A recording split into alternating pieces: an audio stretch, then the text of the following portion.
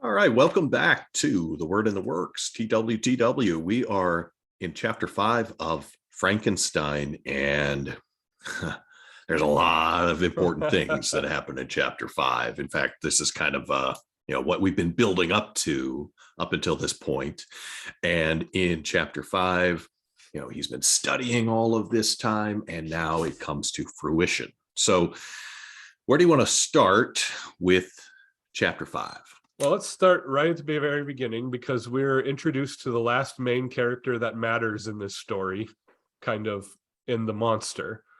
But as we get into Frankenstein's chambers, and as he's ready to create life, what he does is, with an anxiety that almost amounted to agony, I collected the instruments of life around me. Yeah. And we have more of this perpetuation of counterfeit or artificial life. Yeah. So, the easiest comparison for this, we talked about a little bit last week, is you've got Ezekiel in the valley of the dry bones, and God asks Ezekiel, can these bones live? And Ezekiel says, Lord, you know. And God says, prophesy to the spirit, prophesy to the bones. And it's the word of God and the spirit of God that create life in the fallen of Israel. Right? And it's God creates life by the power of his word. Right. And that's physical life, Genesis 1 and 2, which that's all over the place in this chapter. It's also spiritual life. Faith comes from hearing, and hearing through the word of Christ. That's Ephesians 2 stuff.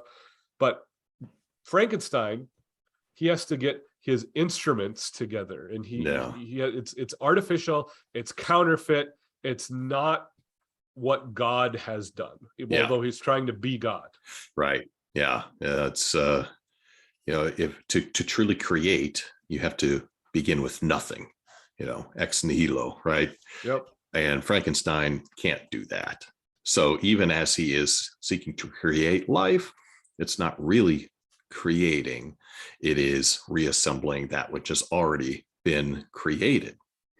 So he assembles his monster, what we'll call it his monster here, because that's what we come to learn of it. But he describes this, and in the description, it's fascinating, because it's like he is trying to take all of the things that he thinks of as beautiful, assembling them together in one body.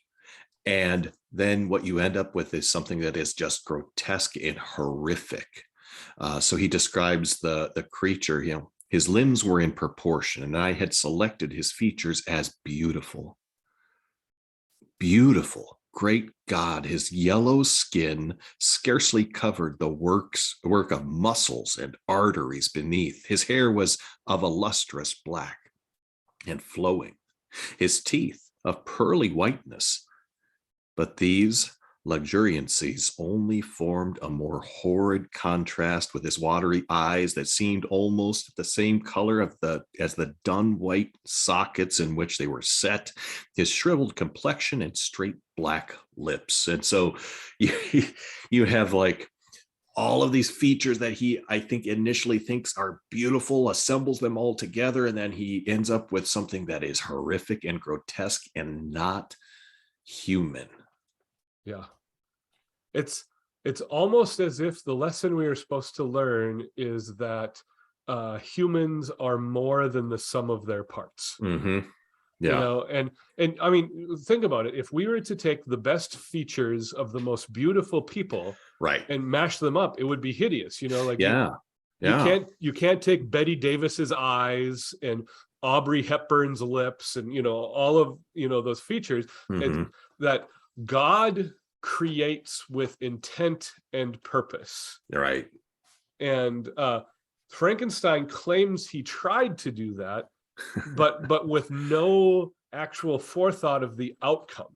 Yeah. And God creates, and the outcome is God himself pronounces it very good. And Frankenstein creates. Right. And breathless horror and disgust filled his heart. Yeah. I beheld the wretch, the miserable monster whom I had created.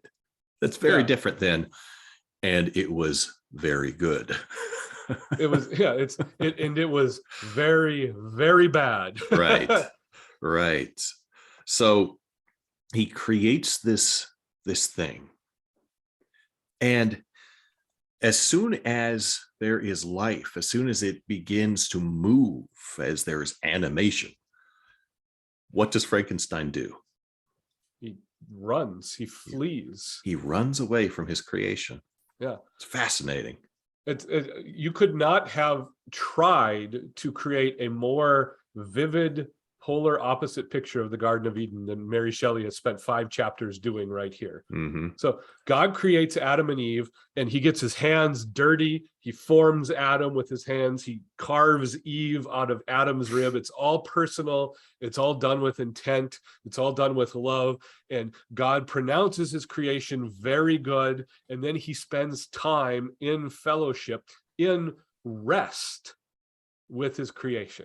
Yeah. And Frankenstein willy-nilly stitches parts of dead people together with no intent, and he's chasing after glory. Mm-hmm. And he immediately runs from his creation, and there's absolutely no rest for him. There's only torment. Mm-hmm.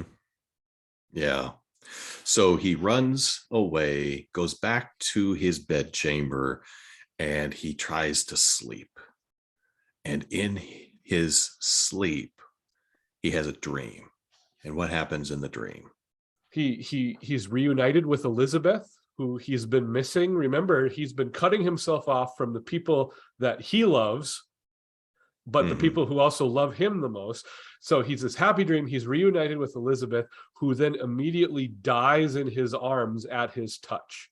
And this is where we get more of that momentum going, that the monster that Frankenstein creates actually represents who Frankenstein is. Right. Because he's going to be the one responsible for her death. Yep. Okay. So as he's asleep, he gets a visitor. Yeah. The monster finds him. Right.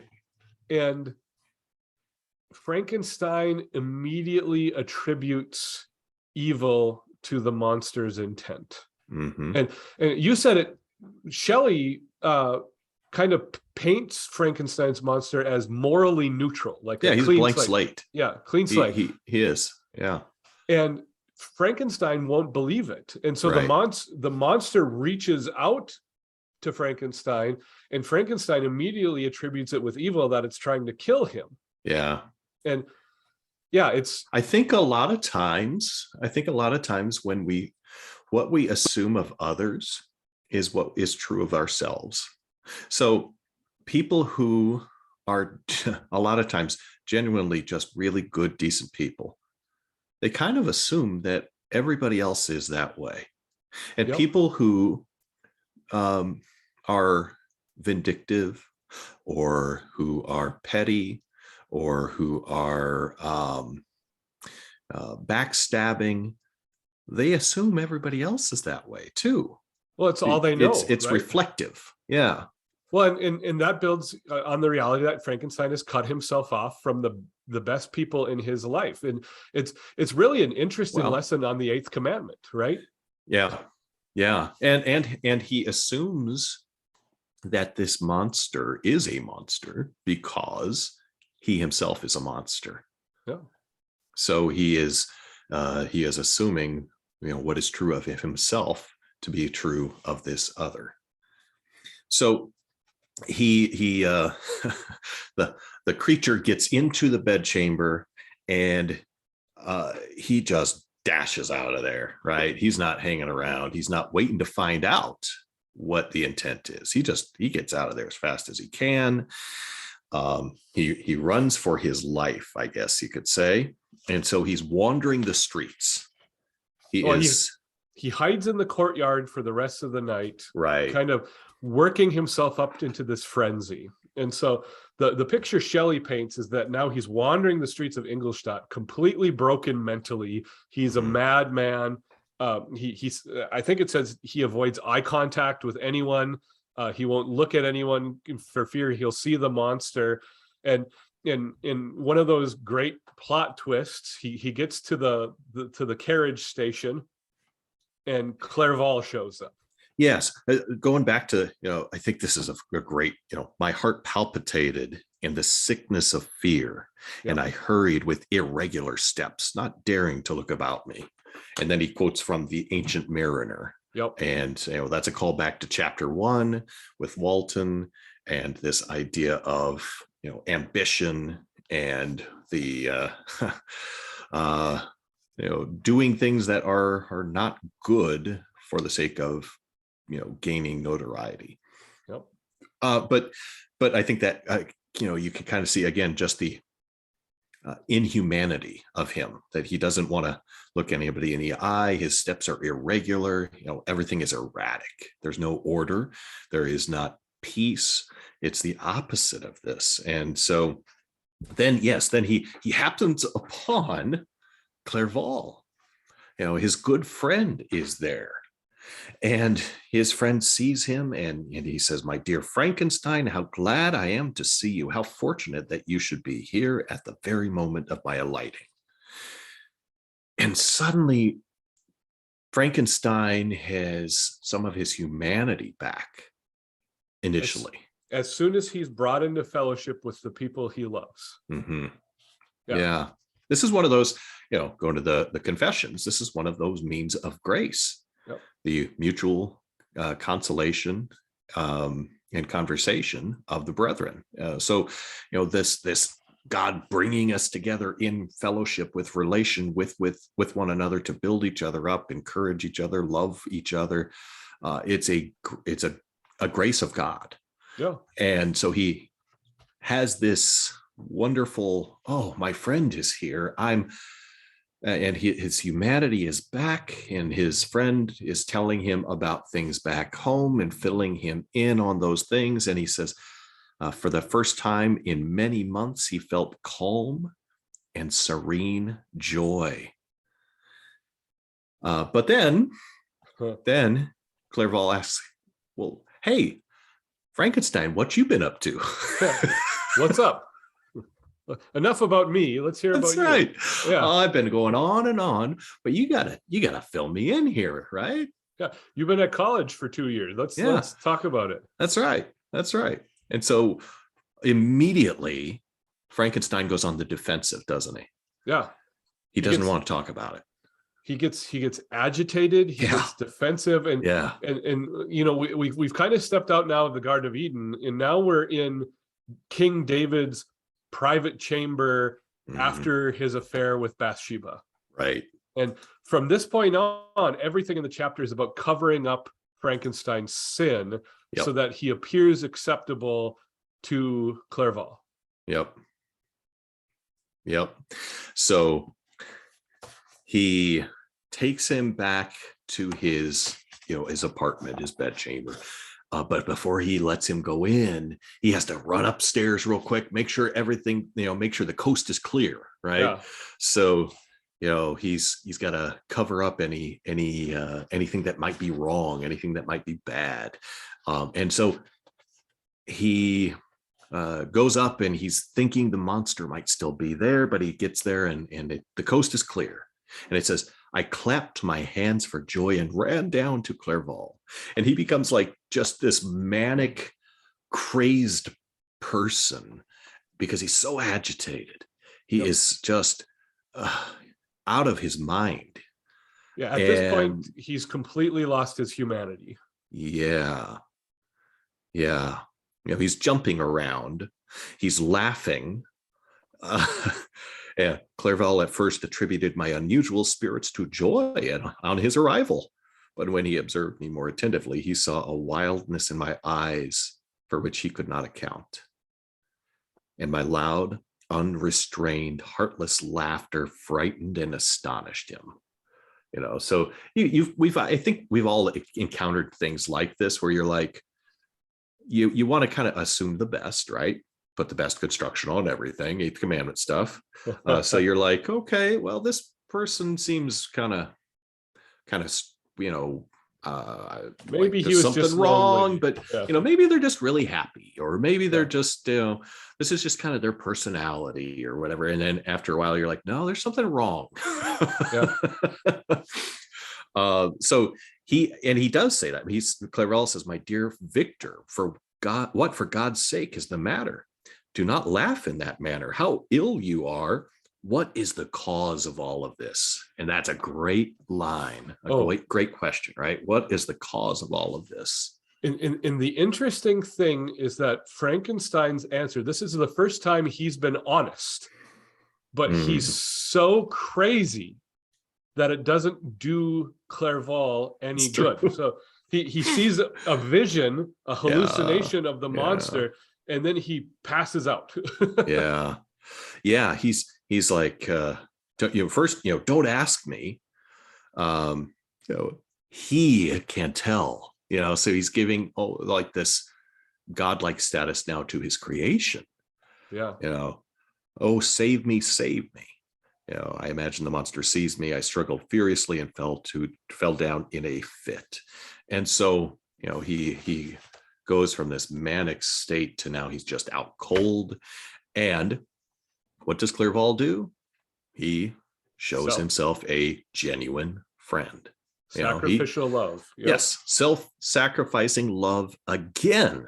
He's on the receiving end of this. And so his friend nurses him back to health. He stays with him, cares for him, makes sure that he is able to recover. And then in the end, after all of this, Frankenstein says, how can I repay you?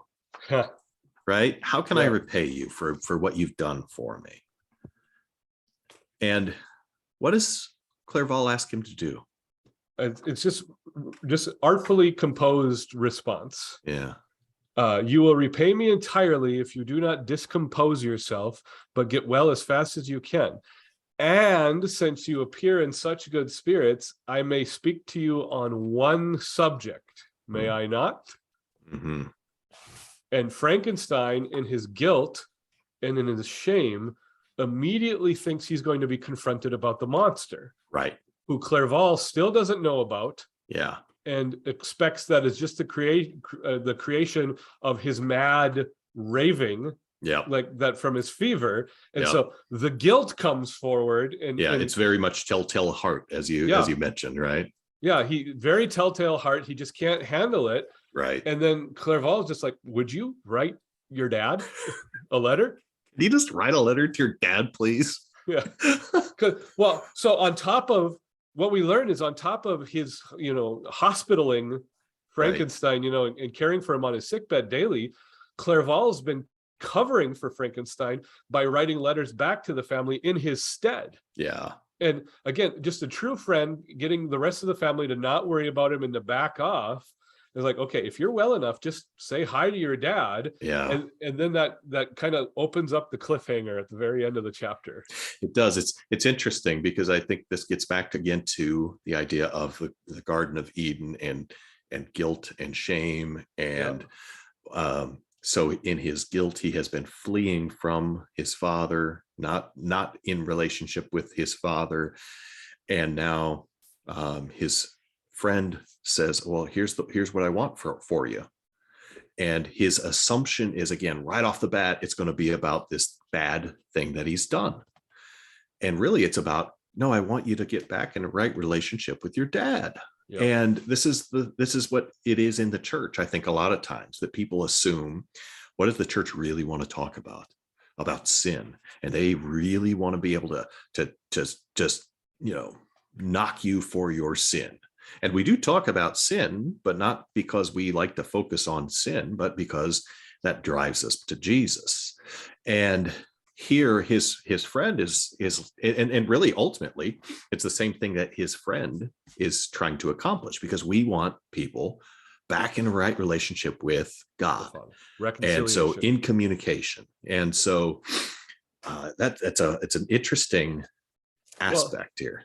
And the reality of Scripture, if we're going to be putting this alongside it, is that the Bible calls hypocrisy when Christians speak about sin in a vindictive way.